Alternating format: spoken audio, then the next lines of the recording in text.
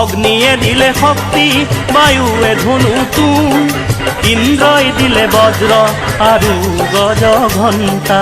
সুৰক্ষী হৈ আয়ে শিৱ গৰিলে, আকাশৰ দেৱগণে পুষ্প বৰষিলে, আকাশৰ দেৱগণে পুষ্প বৰষিলে।